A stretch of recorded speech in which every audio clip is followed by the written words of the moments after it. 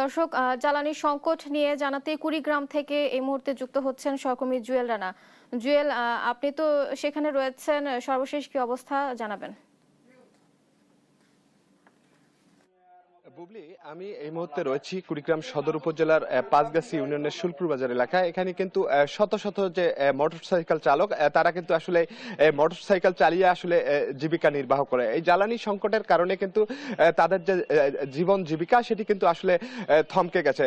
তারা বলছেন যে তারা জ্বালানি না থাকবার কারণে তারা কিন্তু তাদের যে মোটরসাইকেল সেটি কিন্তু আসলে চালাতে পারছে না। তার প্রভাব কিন্তু আসলে তাদের পারিবারিক সংসারে পড়ছে। তারা বলছেন যে এই আয় কমে যাওয়ার কারণে তারা কিন্তু তাদের যে ছেলেমেয়ের লেখা পড়ার খরচ এবং পরিবারের খরচ সেটি কিন্তু চালাতে পারছেন না।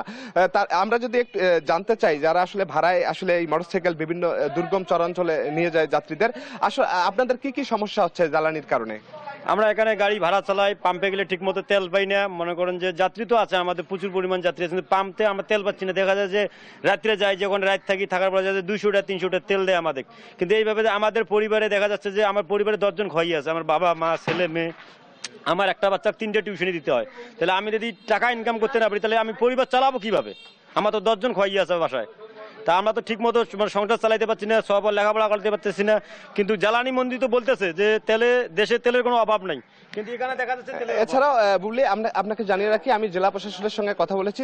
তারা বলছেন যে কুড়িগ্রামে পেট্রোল, ডিজেল, অকটেন প্রায় 2 লক্ষ লিটার আসলে চাহিদা রয়েছে এবং সে জায়গায় কিন্তু পাওয়া যাচ্ছে 1 লক্ষ লিটার।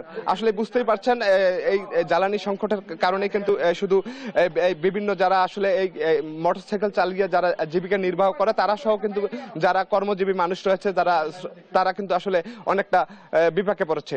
বুবলি। জুয়েল, আপনাকে ধন্যবাদ।